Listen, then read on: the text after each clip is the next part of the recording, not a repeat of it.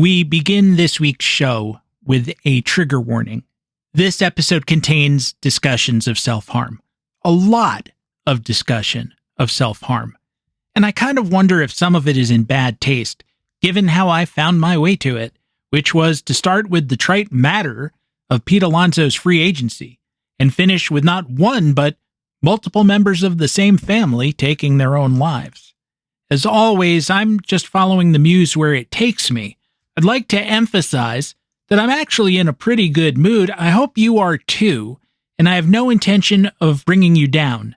This story is dark, but it's also part of the intersection of the American world and the world of baseball that exists within it, which is the concern of this program. And I feel like I at least have to accept that.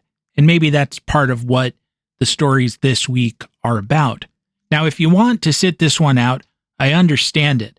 I will tell you, having looked up what there is to discover about this player, I don't think anyone has assembled this player's story in quite this way before. In fact, I know they haven't. The facts were out there, but they weren't available until recently to be kind of jigsawed together. And once that happened, it all kind of carried me away. I had initially intended, this will not surprise you, to tell you yet another story involving Casey Stengel, one that I had briefly brushed by many years ago on the program, but had never told in detail, and I spent a lot of time assembling the material for that. And if you are looking for a more lighthearted Casey Stengel story, which actually points up some of his flaws, then, well, I'll probably be back with that one next week. For now, though, I'm going to stick with this exploration of what is two haunted houses. The haunted house that can be American life, and the one in which families sometimes find themselves dwelling without ever knowing that they had entered it. Certainly they had never agreed to. If you're down for the ride, let's see if we can figure all of this out together.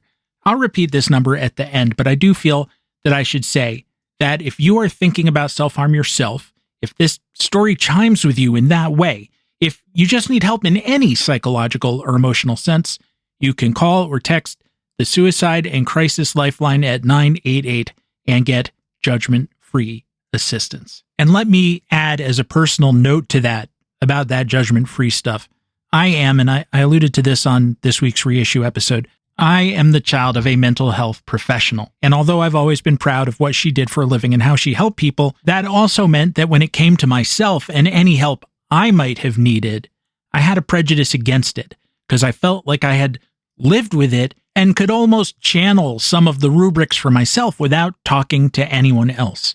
And I was very, very wrong about that.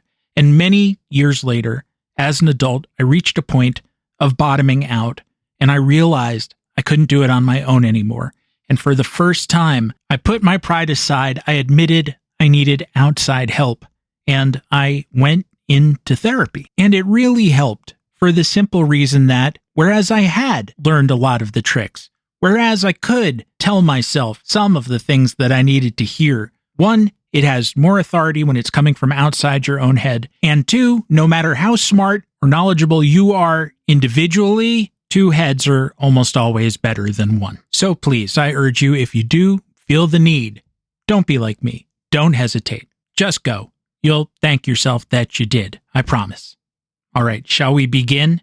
We start with a non-baseball story. I found it accidentally as I was researching the tale that takes up most of this episode of the program. It immediately struck me as somehow idiosyncratically American. It's probably not. It's probably just idiosyncratically human. Maybe it's just that I have a morose temperament. But sometimes when I try to answer the question, what is America to me, an increasingly fraught and controversial question nowadays, I'm more likely to think of this sort of story than Purple Mountain's majesty from sea to shining sea. They probably cut the top off of that mountain for minerals anyway. I think of the day deep into the "It's morning in America" Ronald Reagan days when a sick man, the devil's best friend, to borrow from George Harrison's description of John Lennon's murderer, that story would fit in here too, the day that that fellow walked into a San Diego McDonald's and opened fire with an Uzi. He killed 22 people. And I won't say more than that, but that's honestly the truth. Because as much as we venerate Valley Forge and the Declaration and the Gettysburg Address and the Emancipation Proclamation and so on, a lot of us venerate the bloodlust that underpins a lot of our history, including some of the things I just mentioned, and a streak of libertarianism so powerful that it abhors all restraints on that bloodlust, including fetishizing the kind of weapons that made that slaughter possible to the point of idolatry. And rather than compromise, they'd rather see that idol in the hands of a mentally ill person, which is what happened that day. And it cost many young people, primarily young people, not to diminish any of the others, their lives. And we've seen it repeated again and again since then. This story, also from California, specifically in Richmond, found in Costa Contra County on February 16, 1909, also involves a violent madman, although fortunately, he was the only one to die. It's not clear that no children were harmed, but if the harm occurred, it was psychological rather than physical. Of course, that's bad enough. On the afternoon of that day, February 16, 1909, a man named Edward McGann, no relation to the first baseman I'm going to talk about quite a bit in a few minutes, 35 years old, appeared in front of the local schoolhouse just as class let out for the day. He held an American flag in one hand and a straight razor in the other. He shouted, "God bless the flag!" and then cut his own throat. 100 children watched as he dropped to his knees and bled out on the sidewalk. He was also carrying a butcher's knife, and we can feel fortunate he didn't use it on, well, anybody else. McGann had left a note saying, "My brother is innocent." No one had any idea what he was talking about, including the brother. The brother said that Ed had been losing it for a while, and he had been thinking of telling someone about it. You think? You think you ought to have done that? As I said earlier, I feel like I could check through the history of any country and probably find similar stories. People whose minds had wandered into some blind alley and found themselves shouting, "Vive la France!" and hurting themselves for no reason, "Hail Liechtenstein!" are probably not uncommon. And yet, we so fetishize unexamined patriotism in America that this sort of act seems especially us. As I said a moment ago, there's been a lot of blood shed under the stars and stripes, some for noble reasons, much of it due to meaner ambitions. That's why someone standing up and shouting, "God bless America," gah, is almost an ironic bit of performance art. Sure, it's traumatizing, but so is a lot of our history.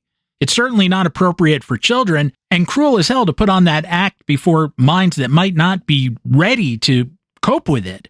At the same time, as Rogers and Hammerstein wrote, you've got to be carefully taught about what life is like around here. You're never too young to learn that what comes after, "and the home of the brave," is not always as benign as "play ball," but often something darker, something that leads directly into the infinite inning.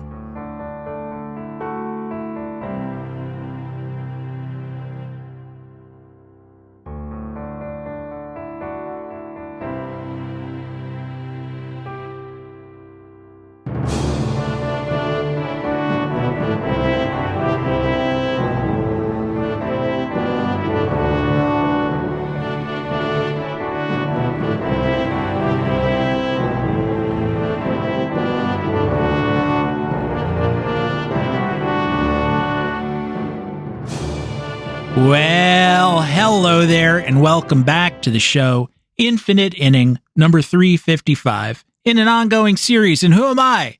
I am your congenial host, Stephen Goldman, as I have been for the previous 354, plus 25 reissue episodes and assorted other bits of Infinite Inning discussion. As I said earlier, I feel pretty good, all things considered. I had a good visit with some friends earlier today. I'm feeling healthy for a change. I'm writing some stuff that I'm happy with, and knock wood, life is good. I'm tempting fate, I imagine. And so it's not that I've had a dark turn of mind that led me to pursue this story, but rather the story itself demanded I just keep pulling on strings. Initially, I actually thought it would be a light, quick one, because there is a kind of humorous, "Hey, Barney," kind of bit in it. I should put that on a mug. Anyone want an infinite inning branded, "Hey Barney" mug? But I couldn't tell that part without saying what happened in the aftermath. And then the aftermath turns out to be not only tragic, but more complex than anyone, as I said earlier, had ever written about. We're going to get to that rather quickly, so I won't spend much time here in this interstitial segment of the show.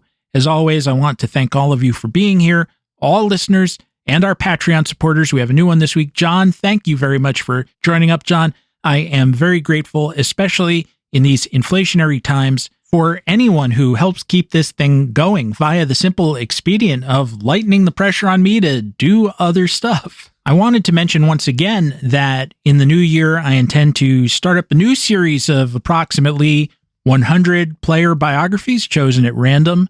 It was very popular when I did that a few years ago. As you know, I wrote briefer, quicker, manageable for me versions of those player comments as a bit of a thank you for Patreon supporters. And then I rewrote all of them completely and turned them into the Infinite Inning book, Baseball's Brief Live, still available via Amazon in both Kindle and corporeal versions. And I'm not necessarily saying I'm going to repeat that process, but I would like to repeat the basis of it as, once again, a thank you to everyone who has done so much to encourage me to continue having these conversations with you. I should mention briefly, just looking at the rest of the month, that next week we should have a regular program, all things being equal. But then the holidays, both Christmas and New Year's, come in consecutive weeks right in the middle of the week, right when I'd be assembling the material for the show. And I figure for a lot of you, the Fridays will be days off that you'll want to spend with your families, or you'll be away. I could use some guidance in this way, actually. And I know I want to spend some of that time with my family as well, but having missed some time recently, as you well know, due to the latest of my ongoing series of health scares, I don't want to just take 2 more weeks off. So what I'm thinking is that I might prepare a couple of shorter episodes for those weeks, hopefully not ones where I start out thinking I'm going to tell a 5-minute story and it turns out to take up 2/3 of the show. That's what happened this week, and it's fun, but you can't survive that all the time. Not if you want to keep anything like the schedule, not if you want to do shorter holiday episodes. I hope that's okay with you. That's just my thinking off the top of my head. If you have a vote for something different, please feel free to let me know. As I said, these programs are conversations between us, and I value your side of that. As always, I will let you know what I did at Baseball Prospectus this week. Once again, Baseball Prospectus is also having a membership sale just now. Our rates are going to go up for the first time in years and years, starting in 26. And if you buy the BP 360 package, you get this year's annual, which I'm doing a little light work on, not a lot. You get to read me and my many colleagues, and you get a t-shirt. And if you wear it out in public and you have that BP shield on your chest, I can promise you that many people will walk up and say, "Hey, you're a big fan of British Petroleum, aren't you?" I have worn them to various major league ballparks and had both other fans and team personnel come up to me and talk to me about it. So it really is sort of a conversation starter, and in a good way. There's been a really positive community around Baseball Prospectus for a long time now, for over 30 years. Well, no, not over, but almost 30 years. And what I wrote about this week relates directly to what I'm about to talk about, because it's how I found my way into this second McGann story of the episode, this time a major league McGann. I wrote about Pete Alonso's exit from the Mets, and it contains a pretty big 80s flashback, because starting in 82 and ending in 86 is a 5-year period. This is a bit of a artificial kind of bookending that I did, but still, there was this flood of quality major league first basemen into the big leagues. There was like a generational change from the Steve Garvey days, although Garvey hung on for a while too. You had Herbeck and Mattingly and Alvin Davis, and then guys who went through more quickly and had only a few good years, whether it's Pete O'Brien, who had about 5 good ones, Greg Walker, who had 1.5. The Dodgers just by themselves knocked out 3 young first basemen, none of whom had Jimmy Fox's career or anything, but each was around for a while. Can you name the 3? They all came up at about the same time. One of whom actually got some votes in Rookie of the Year balloting: Sid Bream, Greg Brock, and Franklin Stubbs. And the fact that they weren't great was kind of the point. Sid Bream has no black ink, no awards, no gold gloves. He was a good fielder, though. But he played in a lot more postseason games than most of the better first basemen of the period. So it's not just the individual player, it's the team context. A lot of players have had good seasons for bad teams, and many have also had bad seasons for good teams. But when the team is deep enough, they get carried right along. And given Alonso's presumed steep aging curve, the question is kind of where do the Mets fall along that continuum? Because it's easy to imagine him having a couple of good seasons for mediocre teams and then a few bad seasons for an improving team. So the question is, do you want to spend $30 million per on that? And what else could you do with that money? What could you do that might speed that process of becoming a good team along faster than a defensively challenged baseball middle-aged first baseman? And I guess I wasn't done talking about that because as you'll see after the imminent barreling towards us break, I started off still in that wonky mode about Pete Alonso and then segued. I don't know if it's the smoothest segue in the world, but I was just thinking about player exits, players who made a transition from one team and sort of one state of how they were considered as players to another, which is what is happening to Alonso now. And that brought to mind another player, a player from a long time ago who went through a sort of wrenching version of that. And of course, he had to be kicked by John McGraw while he was down because that's kind of what John McGraw did. If we've established anything on this program, we've established that. So please hang with me during this brief intermission.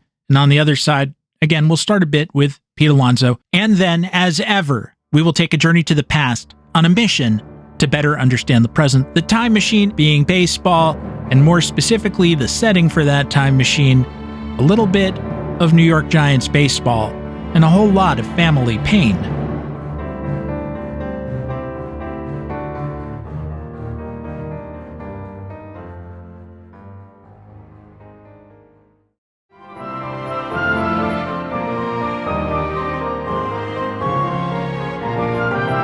I'm not sure if I have to apologize for this or not, but I have a cat who likes to sit with me very near the microphone as I record these shows, and it's kind of nice, and mostly she doesn't ask for much, she just dozes off.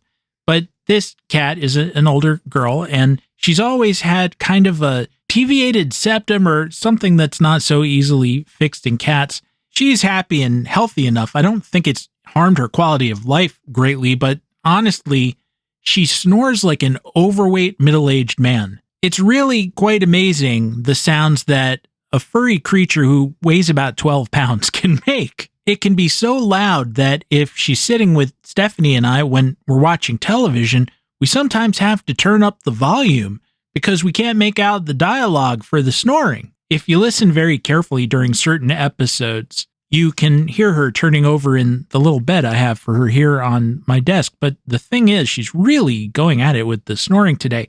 And I have long since set up my microphone in the sound settings for recording such that certain frequencies don't make it onto the tape most of the time. And that includes her snoring. But it's so loud tonight that even though I've listened back, and I'm pretty sure you're not going to hear it, I just can't convince myself that that's the case. So if I'm wrong and I've somehow just become deaf to the sound, it's hard to believe, but anything is possible.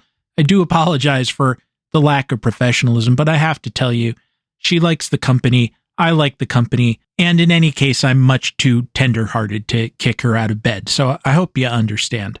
So as I was saying, let's be wonky about Pete Alonso for a few minutes. As I alluded to a few minutes ago, when he signed with the Baltimore Orioles this week, a good deal of the reaction, including mine, concerned the likely aging curve of an already slow and defensively challenged slugger over the next 5 years. If we pretend GM along with the Mets, knowing the price was going to be upwards of $30 million a pop, we would probably be hesitant to go past 3 years or so, knowing that there was a good chance that the last $60 million plus was going to land in the sunk cost swamp.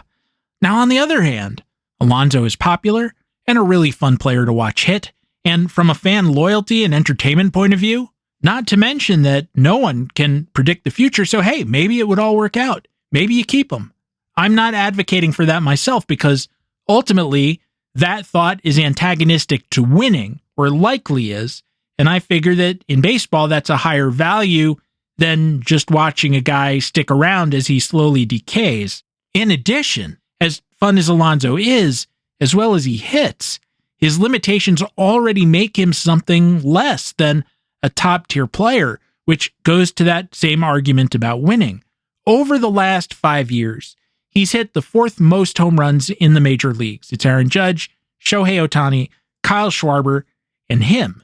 And he's been playing in a tough park. So if you just go by his home run rate away from Citi Field, he'd still be fourth, but maybe 25 home runs closer to the top of the pile. If he was just in a neutral ballpark, he'd have hit about as many as Schwarber. And of course, if he had played in a really favorable park, as he's about to, he'd likely have ranked even higher. Of course, home runs are not a value in and of themselves, except that they're fun to watch. You want to know what the player's total contribution is, with or without home runs. There are a lot of different ways to, well, I was going to say something about doing something to a cat, but the cat may react poorly to that. There have been players who hit a lot of home runs and didn't add that much total value. Think of, well, here's another Met, Dave Kingman or Mark Reynolds. Alonso has hit 253 over that span, which isn't bad given how low batting averages are nowadays, but still not up there with the best hitters. And he's patient, but not that patient.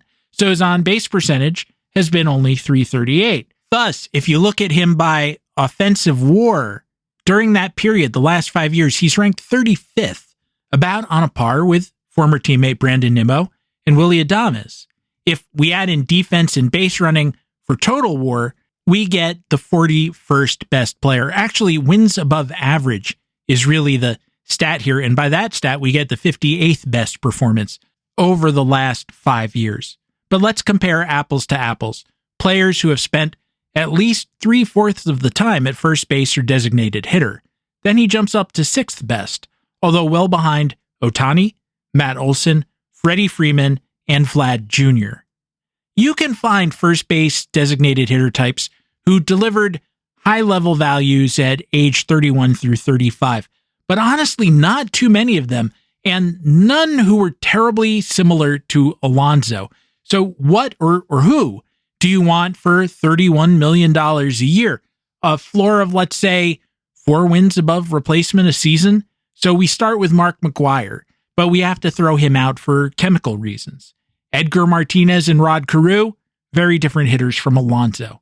Freddie Freeman, also very different. Actually, he just finished his age 35 season. What we might call his Alonso years were his last 5 years, the years that would have coincided with Pete Alonso's contract. And for that period, he averaged .308 with 41 doubles and 25 home runs a year. Again, different flavor, no resemblance there at all. And physically, he's very different. Jeff Bagwell, Willie McCovey, Joey Votto, Paul Goldschmidt, Jim Thome. No. Now I'm well down the list. Gil Hodges? I can see some similarities with Gil Hodges. Maybe. But you have to discount for some pretty severe park effects for Ebbets Field and the LA Coliseum, and a wholly different era and different pitching patterns. And I just don't know if there's a realistic way to do that. I mean, I suppose there's a mathematical way to force it to all work out, but whether the results are a realistic depiction of what Hodges and Alonso would do in the same place in the same time, you've got me. So what you really have in terms of the post-war era is a situation with not a lot of precedent, just because the shape of the player, physically and statistically, is kind of an outlier. And the Mets are choosing to err on Branch Rickey's side, on the side of better a year too early than a year too late. But because of the years that the player wanted in the contract and the amount of money involved in the potential contract, they have to treat him as if he's already aged out. He's being treated as 31 going on 35. The Mets didn't even bid. That must be very painful for Alonso to go through, to have his career telescoped in that way or collapsed. Because as you know, when athletes do finally get to 35, 36, or whenever their skills really start to ebb, it's a painful and difficult thing for them to accept. And that put me in mind of a first baseman who did experience that, and he didn't enjoy it. And in the end, for reasons that only he knew, but reasons that we might also speculate about, he really couldn't get to the other side of it. and I'm talking about Dan McGann, born in Shelbyville, Kentucky in 1871. He first came to the majors in 1896 when he was 24 years old with the team that today we call the Braves, then playing in Boston and not yet going by that name. That said, I'm going to refer to them as the Braves throughout this story just because it's familiar to us. He got a trial for about a third of the season, played quite well, but when the Braves tried to sign him for the upcoming season, he found their offer insulting, and he decided to spend another year in the minors. He eventually came up with Ned Hanlon's Baltimore Orioles, the old Orioles, the great National League team. He was there with Wilbert Robinson, Huey Jennings, John McGraw, Wee Willie Keeler, and Joe Kelly, all of whom eventually got chucked into the Hall of Fame. Now, he was there only briefly, coming in at the tail end of the run, the year before the team was contracted.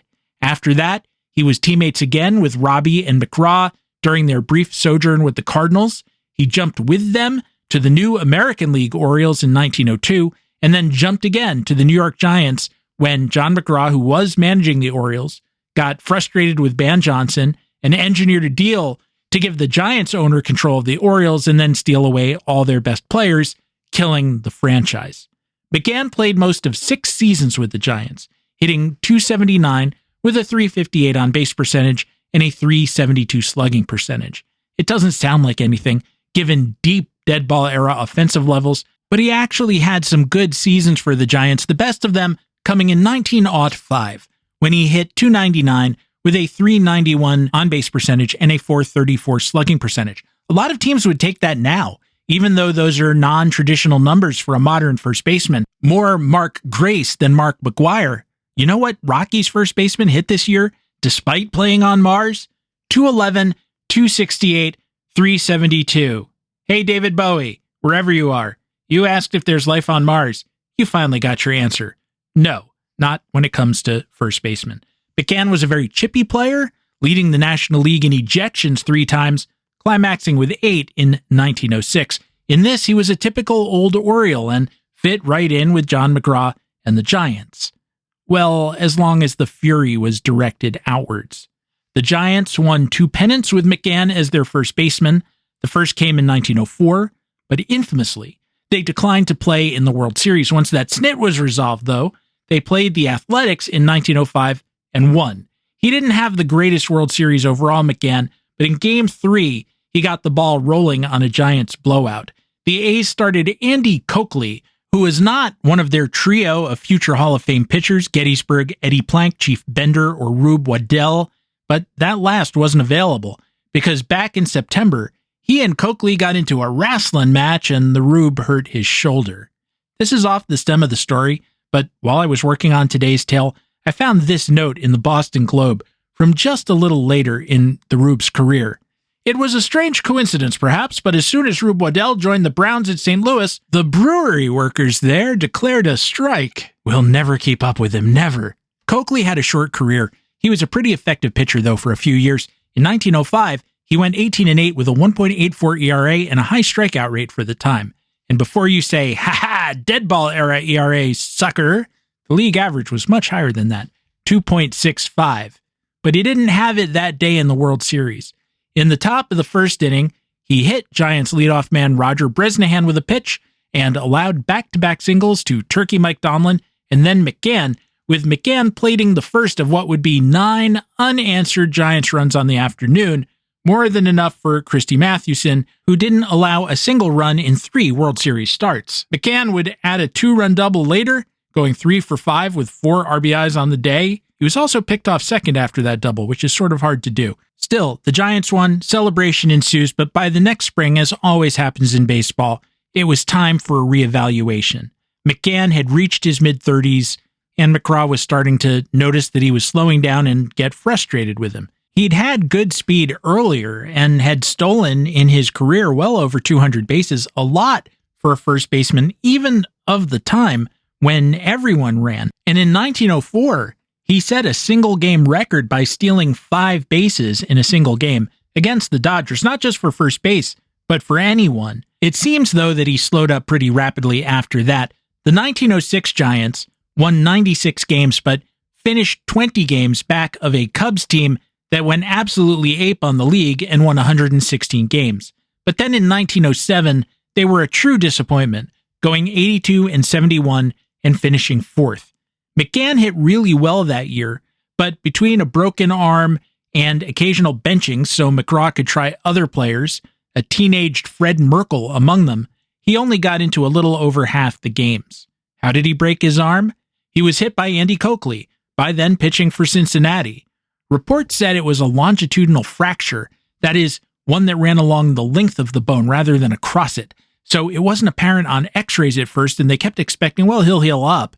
And eventually they looked again and realized, no, this guy's got to be put in a cast, and he missed nearly a month.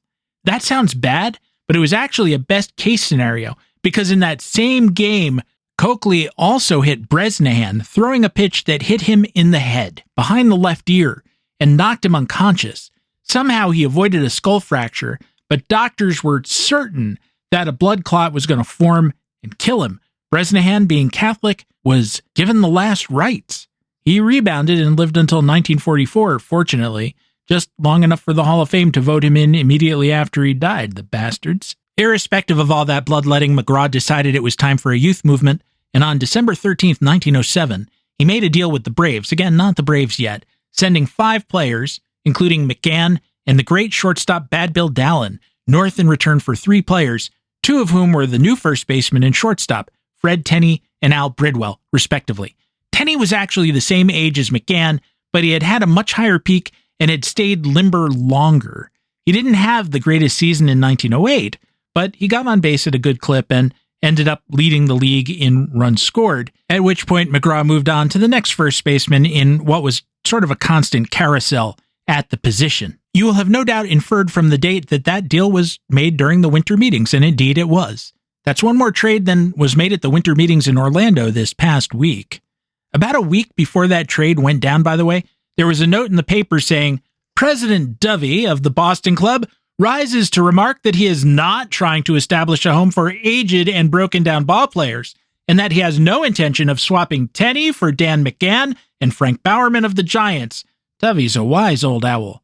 That was exactly the trade he ended up making. I really wonder if some columnist had heard that that deal was coming down the pipe and put words in the Boston owner's mouth just to try to preempt it by making it sound like he was ridiculing his own deal. Wouldn't be the last time that baseball writers had made something up. Well, I'm not making this up. I need to pause here for a break. I very much hope you will permit it with patience. On the other side, we will continue the story of Dan McGann and observe the end of what had been a good friendship with John McGraw. Rest assured, there will be more Barney-style shouting.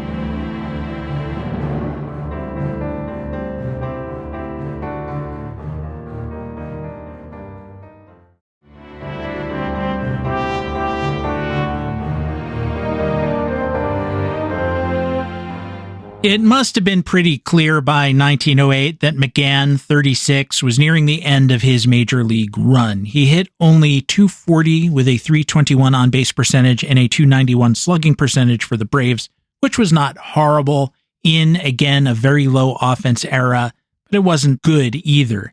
The National League as a whole had a .605 OPS, his was .612. It's a pretty typical story, except that McGraw had the poor taste to point out that time had passed for Dan McGann. As you know, as I've already alluded to twice during this episode, McGraw was a pretty voluble character given to expressing himself, as our frequently recounted Hey Barney story suggests.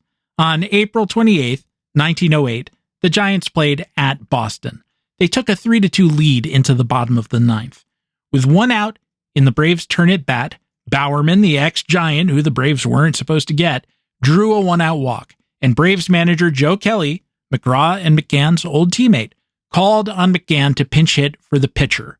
He hit a slow roller to the second baseman, but the Giants were still able to turn the 4-6-3 double play in time to end the game. Again, standard enough, but as McGann busted it down the line as best as he was able to, McGraw shouted, "Ice wagon!" As you've probably surmised, ice wagon is sort of an antonym for jaguar or impala or gazelle. It's a big, heavy, rumbling truck, with or without engine. After the game, McGraw clarified his remarks. That is how the Giants lost a lot of games last season. Some of the old-timers were getting beaten by a step on their sprints to first base. There isn't a regular on my team now who wouldn't have beaten the ball that cut McGann off at first base and ended the game. McGann very much did not appreciate those remarks. As the New York American reported, there was a merry mix-up at the Copley Square Hotel last night shortly after midnight.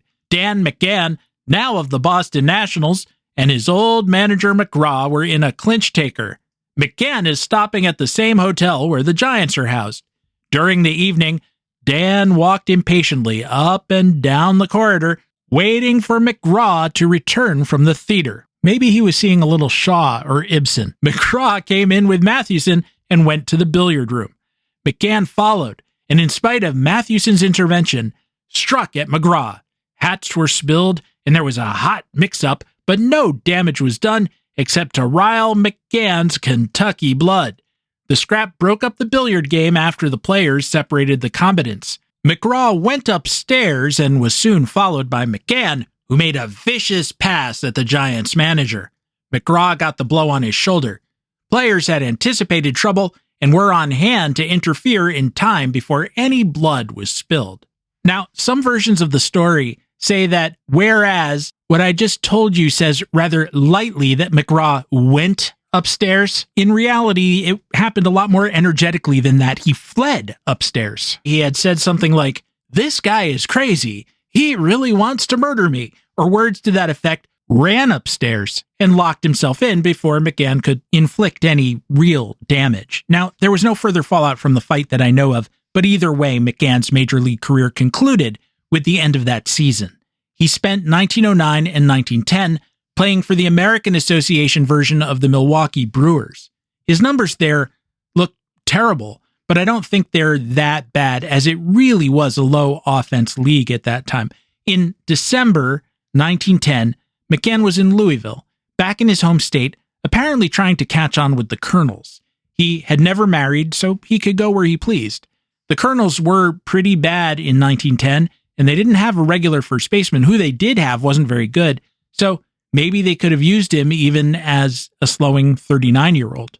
We'll never know, because on either the evening of December 12th or the 13th, about 3 years to the day after he was traded from the Giants to the Braves, McGann returned to his hotel in Louisville, lay down in bed, still fully dressed, pulled a sheet partially over himself, and took his own life. He shot himself through the heart. I fudged the date a little bit because it was most or all of a day before the hotel staff broke into the room and found him. McGann's family insisted he had been murdered because he wasn't wearing a diamond ring they said he had purchased with his 1905 World Series money. But a coroner's inquest dismissed that, in part because he still had other jewelry and cash on his person. So maybe he never had the ring at all. Or maybe he did, and someone with the hotel picked it off before the family was called. It's impossible to know. More than that, though, and I don't know if this was admitted into evidence, 2 of his older siblings had also taken their own lives. One, his brother Daniel, called DJ, as recently as that April. DJ was an agent for the L&N Railroad. On the morning of April 28th, 2 years to the day after McGraw had shouted "Ice Wagon" at his brother, DJ went to work. He returned for breakfast at 7 a.m. His oldest son, then 20, was at home. I quote, "He told his son when he came back he believed he would shoot himself. His son begged him not to do so and then ran out to call some of the neighbors to keep him from carrying out his threat. Before he returned, however, he heard the shot fired, and when the neighbors came, they found him expiring. He lived but a few minutes and made no statement. A few days earlier, he had told his doctor that he was tired of life. When DJ's wife Molly had died a few years earlier, he was left with 4 children, 3 of whom were then dispersed among his in-laws and friends. A very similar thing happened to John McGraw himself when his mother passed, and that wasn't easy for him, and it couldn't have been easy for DJ McGann to absorb. Our McGann, the first baseman, had been born Dennis, but played as Dan, played as his brother. It was supposedly a mistake by the New York papers that he never bothered to correct. What do you do when your namesake, your secret sharer, takes the low road out? Dan's exit was exactly the same as DJ's. DJ, too, lay down in bed with a pistol.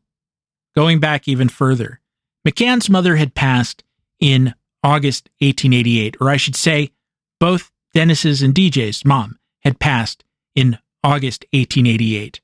Their oldest sister, Mary, then 32 years old, had nursed her through her final illness. She was described as an exceedingly bright and amiable young lady and a fine dressmaker whose vivacious disposition made her very popular. But after her mother died, she grew despondent, convinced she had caused her mother's death. The following February, she attempted to end things, like her brothers, with a gun, but she was somehow prevented from doing it. After that, the family kept her home, not letting her out of the house without supervision. On November 2nd, though, she attempted not only to kill herself, but to murder the rest of the family as well. On Friday, November 1st, she managed to slip away and headed for a drugstore. There she purchased a box of a product called Rough on Rats. The next morning, the family noticed that breakfast tasted off. The coffee, in particular, was notably bitter. 6 members of the family, including Mary herself, DJ, and Dennis, who we call Dan, drank it. Soon after, her brother Tim, 2 years younger, began to vomit, and the rest of the family was soon experiencing the symptoms of being poisoned. Tim remained upright enough to run for a doctor. Sister Annie, 22, understanding, said, "Mary, what have you done?" "Yes, I did it," Mary cried. "I wanted to die and all the family with me." She had put rat poison both in the lard used to cook breakfast, which the maid had recognized as being spoiled in some sense and had thrown away, but also the sugar bowl, and that no one noticed. In fact, it probably worked to her advantage in the sense that, what are you going to do if your coffee tastes too bitter? You add more sugar. Fortunately, the doctor came in time to administer something that counteracted the poison and saved everyone, except Mary. She refused to accept whatever the antidote was that he had given to the others, clamping her mouth shut. She died some hours later in great pain. According to a story in the Shelby News, she expressed regret for her actions before she departed this world, approximately 136 years ago, but still remembered by us here today. About 5 years ago now, there was a best-selling book called Hidden Valley Road by Robert Kolker. It's nonfiction and quite harrowing. It was about a large family, 2 parents and 12 children, 10 boys and 2 girls. I might have talked about it at the time. 6 of the 10 boys developed schizophrenia, marked by spectacularly delusional and paranoid thinking. As they grew up, they went from promising young men to really troubled people who could barely survive in the world. The question haunting the book is there a genetic component to schizophrenia? And the answer suggested by that family's story, as well as some sadly similar ones, suggests that the answer is yes. There's some evidence for a similar genetic aspect to the tendency to take one's own life. Similar, but a lot weaker. It does seem, though, more like it can spread like a communicable disease from parent to child and sibling to sibling just through trauma rather than via heritability. Again, there may be some genetic aspect to it too, some of the time, but I don't think the research jury is back on that. It just seems to me more likely that the mere knowledge that someone you love made the decision to desert life, to desert you, creates a permission structure in which it then becomes possible for you to imagine doing the same thing yourself, whereas it might not have occurred to you otherwise. Maybe knowing that makes it a little easier to understand why it happens and that it sometimes runs in families, but I don't think it makes it any easier to come to terms with it, those of us who are left behind, I mean. There was a noted book earlier this year by Princeton professor Yayan Lee called Things in nature merely grow. I read an excerpt of it in the New Yorker. It was covered in a lot of other places. It was very bleak.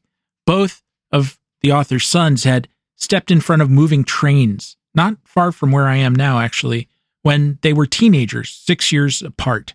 And I'm not here to criticize anyone's response to extreme grief, but hers is so stoic, so accepting of her son's choices that I found I couldn't relate to it, and in fact was repulsed by it. Yet, what good does it do not to accept it?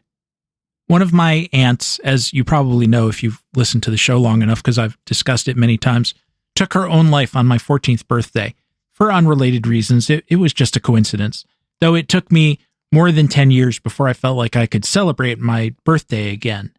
I still resent the choice that she made, not because it was my birthday, but that she made it at all, even though I did witness the mental anguish that led to her getting to a place so dark that she could decide to do that.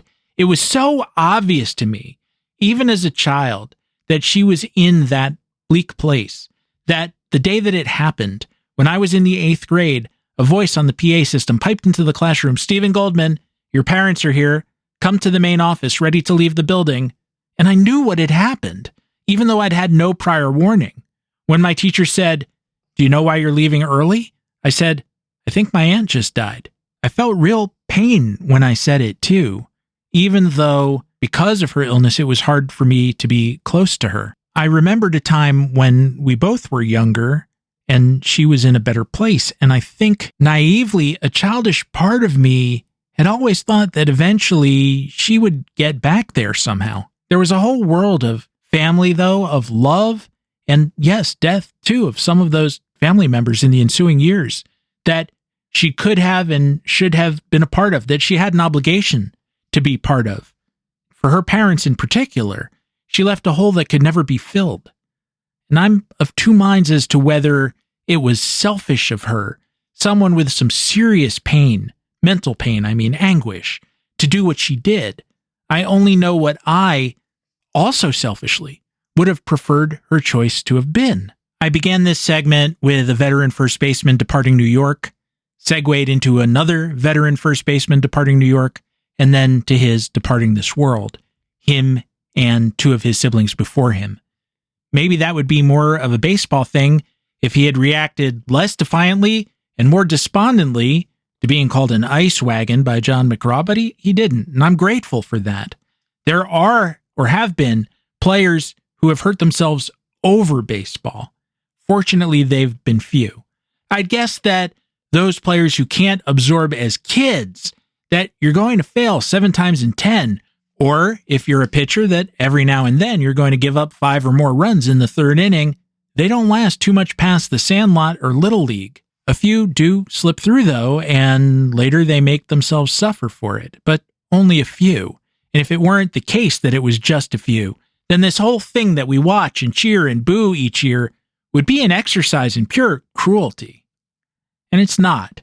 But over 100 years later, you can still feel the McGann family story, can't you? In the end, he wasn't only 1,500 hits or 100 triples or 3 hits in a World Series game or 5 stolen bases in a regular season game, but a human being caught up in something that had infected his family and then spread through them like wildfire, something that he almost certainly couldn't gain the perspective to understand. If he could have, he wouldn't have done what he did. And that's the real tragedy. Not that as an athlete, he aged and then a jerk off of a manager called him an ice wagon. That's just the human condition.